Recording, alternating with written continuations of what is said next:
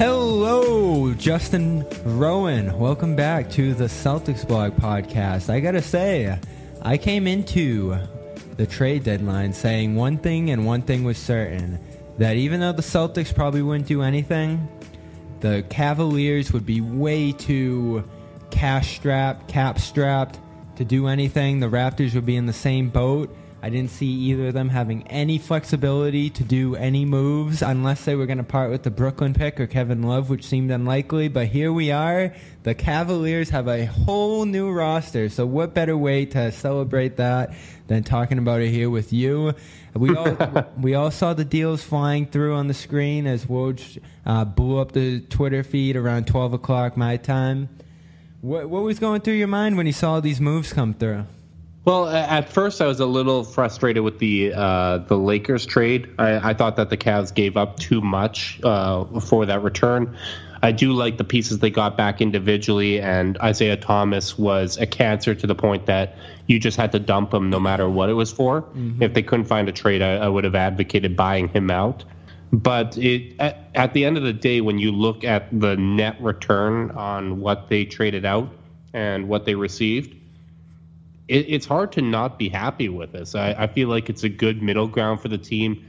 They got a lot younger, more athletic, longer, guys that are much better defensively than the players they're replacing. So it certainly is a big shift for the Cavs, and it's going to be interesting to see just how this team gels, because as you said, this is a totally different roster than it was just 24 hours ago.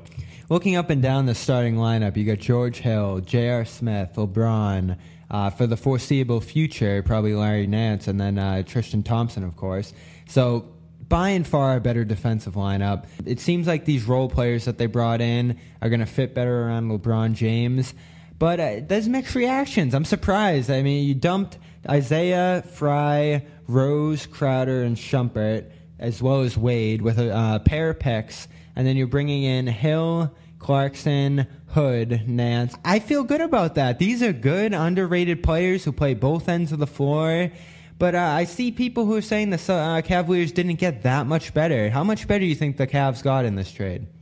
I mean, it all depends on how this gels. This team has absolutely no chance of winning an NBA championship this season. So I think when you see people say that, that's the measure that they're going by, because that's the standard that the Cavs have been held to over the last few years. Trying to match the talent of the Warriors is one thing, but matching the talent and chemistry is a total different thing. Yeah. And the Cavs don't have the talent, and they're not going to have the chemistry. But while I do think that they're probably, well, as I said, they're not winning the championship, but I think they increase the likelihoods of even getting to the finals, which was the important thing and was a legitimate question. I mean, prior to the deadline, I was picking Toronto to make it out of the East. I still might go that route, but it remains to be seen exactly how the Cavs gel and what they look like come playoffs. Interesting. So Isaiah Thomas is out there. That was really not fun for you from the start. Like, the second his name dropped on the roster, I felt like misery began for you. And I guess you were right. They only gave him 15 games, even though they said they were going to be patient. But nevertheless, there was infighting there. There was bad play going on there. What do you think? You called him a cancer. What do you think the biggest issue was? Was it the feuding with Ty Lue that we saw a few days ago, or was it just a bad play on the floor? The thing with Ty Lue isn't anything. Like, I think coaches are used to having some negative feedback. There were times where he had criticized even Stevens. Obviously, I do remember that, yes. Obviously, Brad Stevens had done a much better job than Ty Lue has this season. But no, I think if Isaiah was playing this poorly and he just kind of kept his mouth shut, he might still be on this team. But it really didn't take long for LeBron. It took, as Brian Windhorst reported on the Low Post, it took him days after Isaiah entered the lineup for him to just genuinely hate him. And when reporters would ask him, hey, your shot's not really falling, are you going to change? Because when he's out there, he had, I think he had about 33% usage rate, one on the floor with LeBron and Love. And that's not what you need when you're working your way back in the lineup. And he said basically, hey, you traded for me to knew who I was. I'm handling the ball on every possession, and I'm taking shots every possession. And that just was not a fit for what this team needed. Even if he did get back to last year's form, that type of play when you're playing alongside two All-Stars just was never going to work out. So between that, him going after Kevin Love in the locker room, leaking stuff to the reporters. I mean, Adrian Wojnarowski never had a voice in the Cleveland locker room where someone feeding him stories, and then all of a sudden Isaiah's there and Woj is getting all these stories. Mm-hmm. So I think that was a source of frustration, and it was an awful fit from a personality standpoint. He tried his best to derail the project there, but they got him out just in time. The secret pot didn't work out as Danny Ainge thought it would. There are a number of players. I think it's very telling which players were sent out of there. Thomas in particular. Crowder goes out along with them. Iman Shumpert, wow. Like he was one of the guys I looked at and said, like, this is the reason they're not going to be able to move anybody. Like, no one's going to want to play like Shumpert. They got someone to take Dwayne Wade. Of course, it was the Heat. That was probably the only team that was going to take Dwayne Wade, but they got him out of there. And well, I mean, I think teams for the asking price, which was literally nothing. It's a heavily protected second-round pick that is never going to convert. I think teams would take Wade as long as he wanted to resume the role that he was playing in Cleveland, because Wade had been great for this team. He just isn't the Dwayne Wade people are used to. He was great in that backup point guard role, but if he wanted a bigger role, which I don't know if that was the case, then that's a different story. But he had played really well, and I don't have many bad things to say about Wade. And that was just doing him a favor at that point, saying, hey, we have these deals lined up. We got Jordan Clarkson. Cedi Osman's going to be getting more minutes. George Hill's going to be playing starting point guard. So there just wasn't a role for him. So they did him a favor by sending him to Miami. There we go. Question answered. It's amazing. I'm just going to say this real quick before we get on to the next topic. Like, it is amazing how LeBron James teams just find a way to shake up the roster. Like, he will find suitors for these guys. He will find a way to make things change. Like, every single year I look at his teams and say, like, there's no way they're going to be able to shake this up. And then the whole roster changes. Like, this was the most trades on one deadline day since his team did it in 2008. And I was going to say, it's not even the most he's ever been a part of with the Cavs. Do you remember that day? How did these 2 days compare? Well, I don't remember that day as well because I wasn't as plugged in as I am now. Like, I obviously Twitter wasn't a huge deal, or I wasn't on Twitter yet at that point. But I remember just kind of looking at the that must have been the Jameson year, right? No. 2008 was the year that at the deadline they acquired Delonte West, Wally Szczerbiak, Big Ben Wallace, Joe Smith, and they sent out Larry Hughes and I think Damon Jones. I can't remember who all was involved in that. That was what kind of set up that awesome playoff series in 2008 between Cleveland and Boston, where Delonte West took over the starting point guard roles. Szczerbiak, he hadn't hurt his back yet, so he was still valuable. Ben Wallace played well for them for a little stretch. But no, the Jameson deadline was 2 years after, and that was a straight-up trade for Ilgauskas, who ended up getting bought out and coming back to the Cavs, and the league had to change the rules because of that. Oh, man. So let's see what the Cavaliers got. I mean, George Hill, lots of money on that deal, but a good fit, I think. Rodney Hood, going to be do a qualifying offer this summer, so they're going to have to do the whole restricted free agent thing with him, but I think he can rotate in for LeBron if he's healthy, play some good minutes there. Larry Nance, of course, is going to be Love until Love comes back, and then he'll be part of that front court rotation. How do you think these pieces fit in? They certainly are not the worst team in the NBA defensively anymore. That backcourt, I think, is actually very quality defensively right now. And then the front court should at least be able, as long as LeBron's playing at a 50% rate at least. What do you think of the makeup of this team now? You said they weren't going to compete with the Warriors. I think they at least now have the lineups to actually be able to play that game. Oh, absolutely. And I think this sets them up better for the future as well, because they kept that Brooklyn pick, which right now is tied for fifth best lotto odds and I think a game and a half out of best lotto odds. And the Nets have been the second worst team over the last 18 games in terms of net rating. But yeah, they got a lot longer.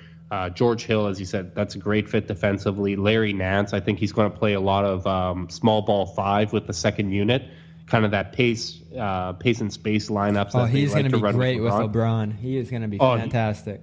Yeah, I mean, as long as you surround those two with shooters, that's pretty dynamic. Actually, Mike Zavanago, I'm butchering his last name, and I apologize for that, but on Fear the Sword, he wrote kind of a piece on how Nance fits, and he's not a great rim protector at all. He gets a little jumpy on defense, but he leads all big men in steal rate. He's an elite offensive rebounder, one of the best finishers in transition in the NBA. Those are things that are all very positive, and his transition defense is very good as well, which was an area where the Cavs were just god-awful and like unimaginably bad. So that obviously improves. Rodney Hood, you'd like to see a little more consistency out of him on the defensive end, but still a lot better than what they currently had. 6'9" shooting guard, that's length that you want to have. Jordan Clarkson's going to bring them scoring off the bench, fit the role that probably would have been best suited for Isaiah Thomas, and he's probably going to do it at a higher level than Thomas would this year. So I think they got a lot better. The big question now is just what Kevin Love are you getting back when he's coming back just weeks before the playoffs, and how the team's going to gel, one, after the All-Star break and once all these guys are worked into the lineup, and then again we're trying to adjust on the fly when Kevin Love comes back. I'm not so much worried about gelling because I think these are guys who are used to playing role player roles, and that only becomes easier around James. So I'm not, I saw Snotty Drippin and others saying on Twitter that they're concerned about the amount of time that's left until the playoffs. I'm not so much. It's still LeBron. It's still the Cavaliers, and Kevin Love will be back by that time. And they had zero chemistry before the trade deadline, so it's not like they scrapped anything that was good. Even if it's zero, it's better than negative. I'm almost wildly impressed with what they were able to pull off. Kobe Altman really just made a name for himself at this deadline, making a lot out of nothing. And I'm wildly impressed with what they've been able to do with the roster in the context of this year. And I think they're the prohibitive favorites out of the East again. That's going to be tough for Celtics people to hear, but this team is very well constructed for what LeBron needs at this moment. My big question is, what does this mean for them going forward? Because if, like you said, their ceiling on this team is only just the finals and losing again, I'd be concerned. How does this change your vision of whether LeBron stays or leaves? Because if he leaves, I know you get the Brooklyn pick, but there's a lot of long-term money you don't want to deal with these players if LeBron is not here. Yeah, I mean, if he does leave, obviously it becomes a teardown. You try to flip Kevin Love for some long-term assets. But will LeBron stay? I think he is. Really? From everything I've heard, he was ecstatic with how yesterday went. They did actually run some things by him. I think there's a few other things that are coming down the pipeline in the coming weeks that'll also kind of make the situation a little clearer. Not to be Freddie foreshadowing there, but I think that his intention has always been to stay, and unless the team gave him a reason to leave, he was going to do everything possible to stay. I don't think he wants to go out west. He wants to continue making finals and keep that streak going. It'll be interesting to see what the Cavs do in the summer with the draft coming up. Like as much as it'd be exciting to add one of those kind of 6 great prospects in this year's draft, because those are the top 6 to me are guys that I'm really excited about, and any of them would be great. I wouldn't be surprised to see the Cavs use the Brooklyn pick on draft night, similar to how Minnesota did in acquiring Jimmy Butler, and using that to fill a need, whether it be a Rich Paul client and John Wall, where there's tensions in Washington and publicly feuding with teammates, or if it's a deal for someone like Kemba Walker, which I don't know if would be the number one thing that they'd be trying to do, or someone like CJ McCollum. Like I think that the names and the targets that they wanted to go after weren't available at the deadline, and that's something that they're going to explore on draft night. So I think there's a lot of options here, and there just isn't a clear path for him to go to another team and form a new super team. Like Paul George is probably not on the move. DeMarcus Cousins is hurt, so he's probably staying in New Orleans. So there just isn't the names available to put 2-3 stars together in a different market and try to compete with the Warriors. I think this deal with the Lakers takes a big hit on that being a possible location as well. Interesting. If this deal means it's more likely LeBron stays, that's an even more devastating blow to the Celtics beyond the context of this season. But if we're just strictly speaking this year, you guys are getting Gordon Hayward back. He's one hell of a player. Like when he has that summer off, Boston's going to be a damn nightmare. Like think how right now I think Boston. I've heard about him. Yeah, I've heard good things about him. I think Boston right now is the second best team in the East behind Toronto. Cleveland's third until they show me otherwise. We'll see what that means come playoffs.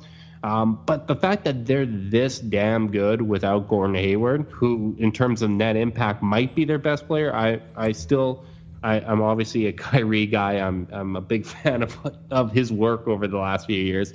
But the fact that you're adding a player of that caliber and the assets that Boston has to make other moves, like if LeBron does stay, I think what you should actually be a little bit excited about this, because it looks like the forming of a great rivalry over the next 2 years, because Cleveland just got a bunch younger. They had the assets to kind of prolong LeBron's career, and maybe he can age gracefully in similar to how Tim Duncan did. How much fun would that be if we get like good 3-4 years of rivalry? That's what I'm talking about, and this lottery is going to be huge for that. And even the 76ers, for my 76ers people out there, this is a big draft for them too. With this lottery, it's the Cavs, it's the Celtics, and it's them. One of them's going to win big out of this group right now, and I think it only can be one who does win big out of this draft. The Nets are sitting at that 7th spot right now.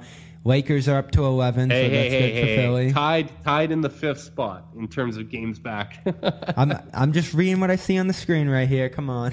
All right. Very tight up there in the lottery at this point. So it's the last great lottery where you have amazing odds if you are up in that 1, 2, 3 spot, but there's always that chance that you can jump up, and I think the Cavaliers are going to be banking on doing that again if the Nets do tread water. I will say, them not moving anyone was tough for you guys. DeMarre Carroll, they thought they might move him. Spencer Dinwiddie, if there was a deal for him out there, they kept everything together, and they might be able to scrap out some more wins than everybody anticipated beyond deadline day.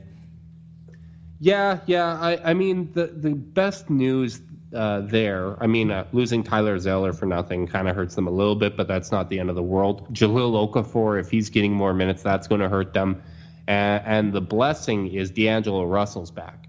And the Nets are just so much worse with Russell on the floor, especially with the emergence of Dinwiddie. So as long as they're taking possessions out of his hands, it makes me feel a lot better. And basically, as I said, since Russell came back, the Nets have just been a total nightmare. So I hope that continues. Their schedule is pretty tough. Outside of the Chicago game, they're playing teams with better records than them and playoff teams. So February, there's a legitimate chance that they don't win a game. So I know you know how painful it is to box score watch the Nets every night. And I would have loved for a star player to be available so that I'd be that burden would be off my shoulders. But that just didn't come to fruition. And I'm very happy that the Cavs didn't sell low on the Nets pick with no names being available. Well, we got a big game coming up Sunday, Cavaliers, Celtics. If anybody's looking for tickets, I think the place to go is by and far SeatGeek. SeatGeek makes buying tickets to sports and concerts that can often be a complicated and confusing thing so simple. You just open up the app right on your phone, look across all the seats in the stands. They give you a green if it's good, red if it's bad. Doesn't get any easier than that. That's universal right there. So you're going to find the best seats at the best prices, fully guaranteed. And there's nothing quite like seeing the Cavaliers and the Celtics on Paul Pierce night. So go over to SeatGeek. I got the SeatGeek app right on my phone. Every time I want to get tickets, it's the first place I go, and I can instantly find the seats I want. So it saves money, time, get more bang for your buck, and if you've never used it before, my listeners are going to get $20 off their first purchase. Just download the SeatGeek app and enter promo code Garden Report. That's one word, Garden Report. Today, promo code Garden Report for $20 off your first SeatGeek purchase. Cavaliers Celtics is exciting on Sunday, Justin. But before we get out of here, I want to talk to you about the Raptors, who you seem to think are still big-time favorites in the East. Or not big-time, maybe just slight favorites in the East. Right. They are good. They are good. I think perception's killing them. I talk about perception a lot. We get these visions of what players are and what teams are over a course of a few years.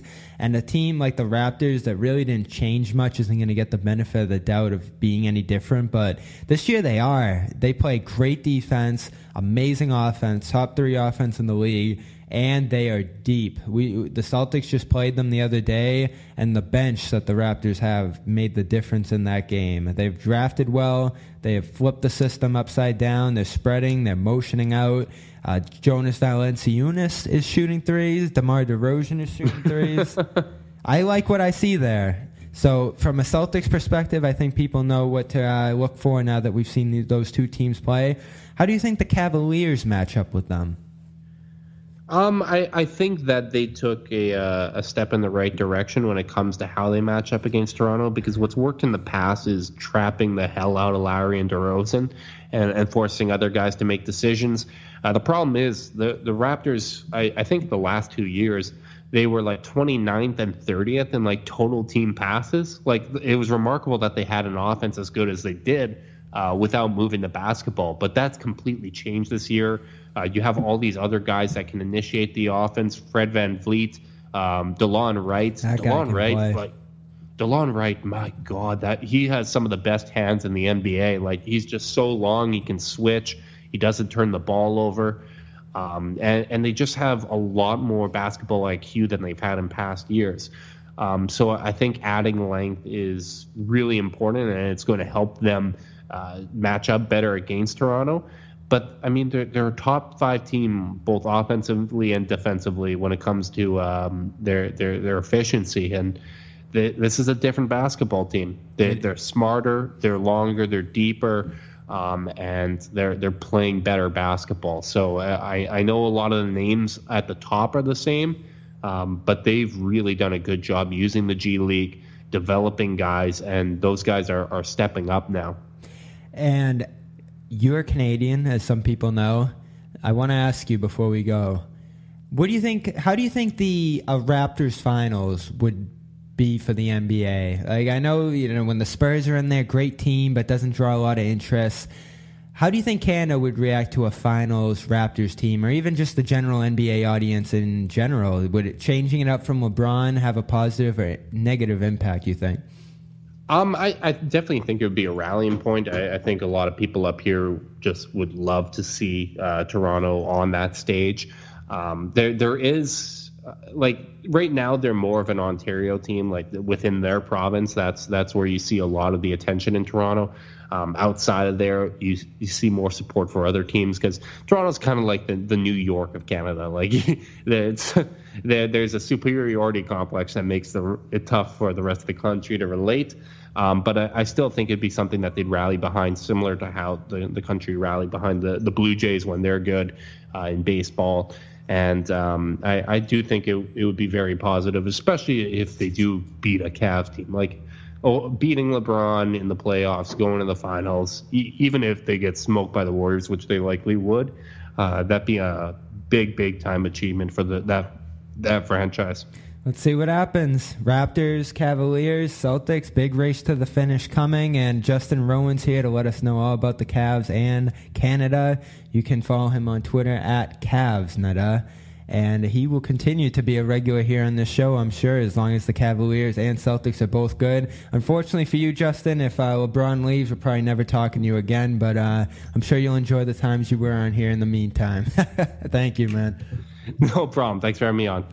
And that is our show for today. Big episode coming on Sunday morning, right before Celtics and Cavaliers. We're going to have Mike Petrelli and a special guest back on to talk about Paul Pierce's career and reminisce on the good old days of then from 1998 until 2013. So that is going to be a can't-miss episode here. I'm Bobby Manning for Justin Rowan and all of CLNS Media and CelticsBlog. Thanks for being here with us, and we will see you for that episode. And be sure to subscribe to the Banners Broadcast on iTunes. Just type it in, Banners Broadcast iTunes, and you'll get it up right there. You can also get it on Stitcher and the CLNS Media mobile app. That is all for today. Good night, everybody, and thank you for listening.